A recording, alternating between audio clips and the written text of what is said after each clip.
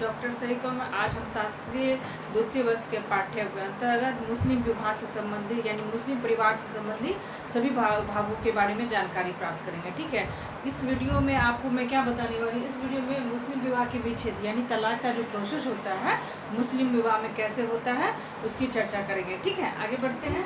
यहाँ क्या कहा गया, वैश्वीकरण के वर्तमान दौरे जहाँ सभी समुदाय में विवाह विच्छेद का अधिकार स्त्रियों और पुरुषों दोनों को प्रदान किया जा रहा है, वहीं मुसलमानों में विवाह विच्छेद नकारात्मक भी परीक्षित होते हैं। अब क्या है कि जब वैश्वीकरण जो नया युग चल रहा है उसमें क्या होता है, हर जो समुदाय है उनमें विवाह के जो तलाक का जो प्रोसेस है, विवाह विच्छेद का जो प्रोसेस है, कुछ परिवर्तन आया है, कुछ बदलाव आए हैं। इसमें महिलाओं को देख के भी रखा गया है कि किस तरह से तलाक लेती है तो उनको किस तरह का बेनिफिट, ये सोच के बनाया प्रोसेस में परिवर्तन लाया जा रहा है। लेकिन यहाँ क्या है, क्या ये जो हिंदू मुस्लिम विवाह है, क्या है मुस्लिम विवाह जो भी है, मुस्लिम विवाह जो चर्चा लिया जा रहा है उसमें क्या है, विवाह विच्छेद नकारात्मक संदर्भ पर यानी उनका जो विवाह का जो प्रोसेस है, जो प्रक्रिया चले वो नकारात्मक परिभाषित हो रहा है। क्या हो रहा है, नकारात्मक परिलक्षित दिखाई पड़ रहा है। यानी अन्य समुदाय की अपेक्षा जो विवाह की जो परिभाषा होती है, विवाह का जो विच्छेद की जो घटनाएं होती हैं वो मुस्लिम विवाह में नकारात्मक यानी उनमें महिलाओं का जो अत्याचार तो वो नकारात्मक देखने को मिलता है। ठीक है, क्योंकि इस समुदाय में तलाक जहाँ एक तरह सरल प्रक्रिया कहता है, जो मुस्लिम विवाह में जो तलाक की जो प्रोसेस वो सरल प्रक्रिया यानी सरल प्रक्रिया है। ठीक है, क्लियर है। अब क्या है, मुस्लिम विवाह विच्छेद के दो प्रचलित रूप है। क्या है, मुस्लिम विवाह के दो प्रचलित रूप। पहला है अदालत के बाहर, यानी अदालत के बाहर क्या होता है, अदालत के बाहर यानी आप अपने ही समुदाय में, जिस समुदाय में है जो समुदाय के आप लोग यानी मुस्लिम समुदाय के लोग अपने अंदर में ही उस तलाक को वैध मानते और सही मानते। पहला क्या, 3 तलाक। यहाँ क्या है, 3 तलाक यानी कोई भी मुस्लिम जो लड़का होगा वो क्या करा, सिर्फ महिलाओं को 2-3 आदमी के सामने तीन बार तलाक बोल देगा तो तलाक हो जाएगा। उसका क्या है, इसके भी 3 प्रकार। पहला क्या है, तलाक के असहन। पहला क्या आपका, तलाक के असहन, तलाक ए हसन, तलाक ए हसन। और तीसरा क्या, तलाक के उल बिदात। यानी इसमें क्या होता है, तलाक के उद बिदात में क्या होता है कि आप कोई पुरुष महिला को अगर 3 बार तलाक बोल दे तो दोनों में शादी विच्छेद मानी विवाह विच्छेद हो जाता है। ठीक है, क्लियर है। अब क्या है, इला। उसके बाद क्या है, इला।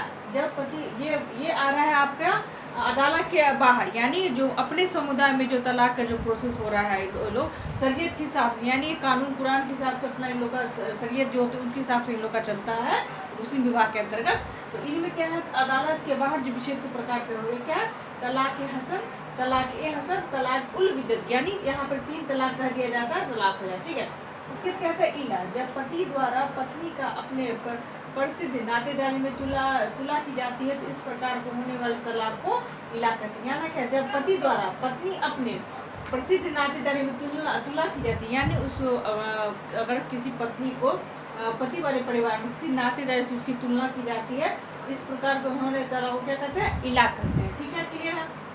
उसका खुला, यह पारस्परिक सहमति से लिया जाने वाला तलाक। ये क्या है, खुला जो तलाक, ये अदालत के जो बाहर तलाक होते हैं उसके अंतर्गत क्या आता है, एक आता है इला।